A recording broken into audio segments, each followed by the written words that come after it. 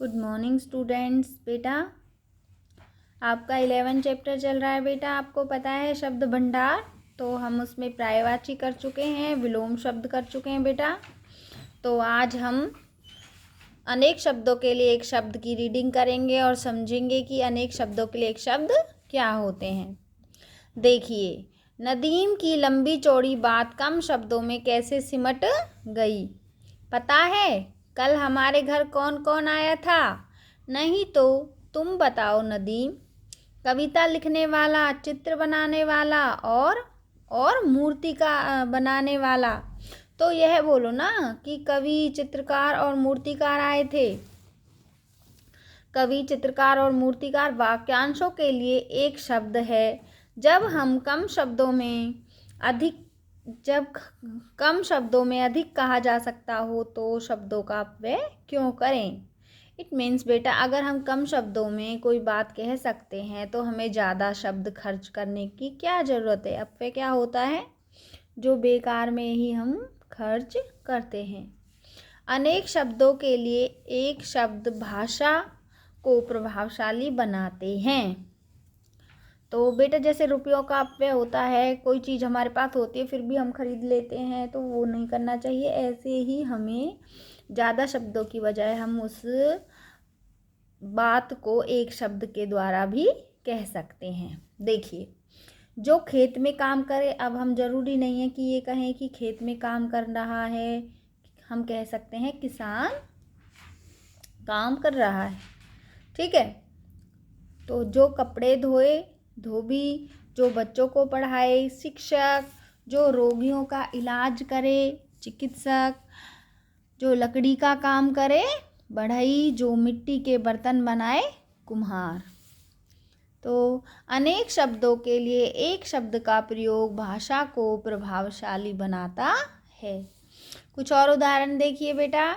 अनेक शब्द, एक शब्द और फिर वाक्य में प्रयोग करके भी आपको बताया गया है। घोड़े की सवारी करने वाला घुड़सवार राणा प्रताप अच्छे घुड़सवार थे। एक राजा थे बेटा। सेना में काम करने वाला, आपको पता है सैनिक होता है, मेरे पिता सैनिक हैं। गाना गाने वाला गायक, गायक ने भजन सुनाया। प्रतिदिन होने वाला दैनिक, तुम कौन सा दैनिक पत्र पढ़ते हो? सभी के घर दैनिक पत्र आता होगा बेटा, जिसे न्यूज़पेपर कहते हैं हम। ठीक है, दैनिक भास्कर, दैनिक जागरण, पंजाब केसरी। तो कौन सा पढ़ते हो? सप्ताह में एक बार होने वाला साप्ताहिक, कल्प साप्ताहिक पत्रिका है, मतलब एक सप्ताह में एक बार निकलती है। महीने में एक बार होने वाला मासिक, आपका मासिक वेतन क्या है?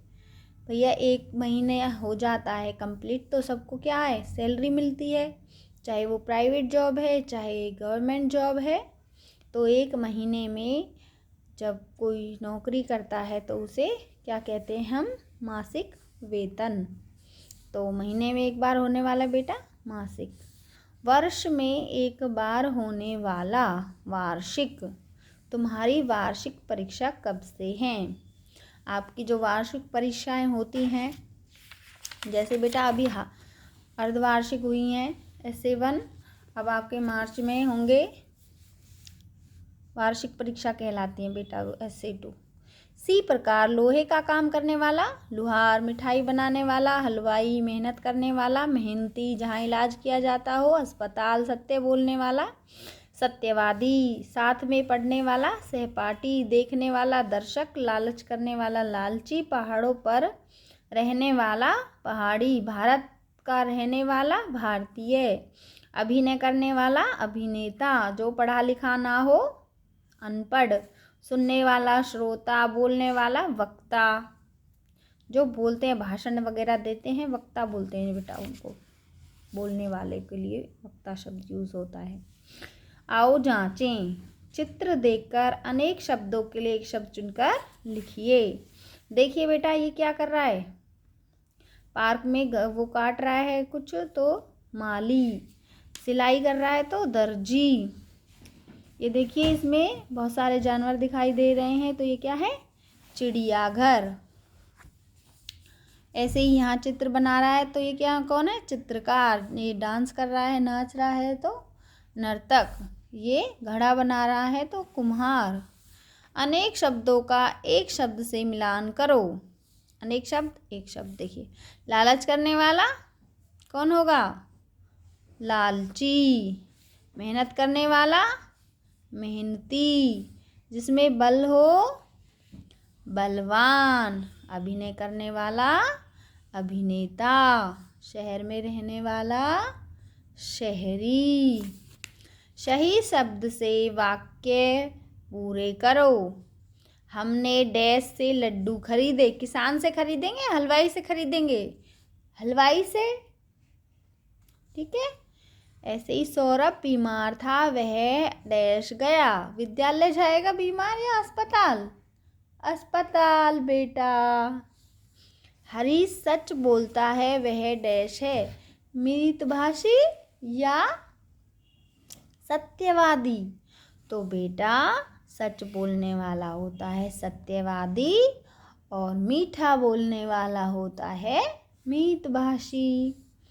ऐसे ही डैश कपड़े धोने के लिए ले गया, धोबी। मैं बड़ा होकर डैश बनूंगी। कवि बनूंगी या कवियत्री बनूंगी? अगर लड़का होता तो कवि बनता, लेकिन ये क्या? बनूंगी। स्त्रीलिंग है तो क्या होगा? कवियत्री। तो आप सभी ने बेटा अच्छे से सीखा होगा। तो आज के लिए बस इतना ही। कल हम करेंगे समूहवाचक शब्द। ठीक है।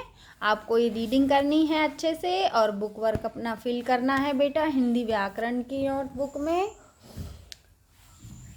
और बेटा अनेक शब्दों के लिए एक शब्द आपको इस तरीके से पाठ 11 शब्द भंडार विषय अनेक शब्दों के लिए एक शब्द, फिर विशेष हेडिंग डालनी है। अनेक शब्दों के लिए एक शब्द भाषा को प्रभावशाली बनाता है। लिखने के बाद आप उदाहरण लिखेंगे बुक में से। ओके बेटा, तो आपको ये अपना कार्य जो है वो कंप्लीट करना है। ठीक है बेटा, ये आपका 16 डेट का वर्क है बेटा। अगर फिर भी कोई आपको परेशानी होती है या कोई आशंका होती है तो आप मेरे निजी नंबर पर मुझे संपर्क कर सकते हो बेटा। धन्यवाद।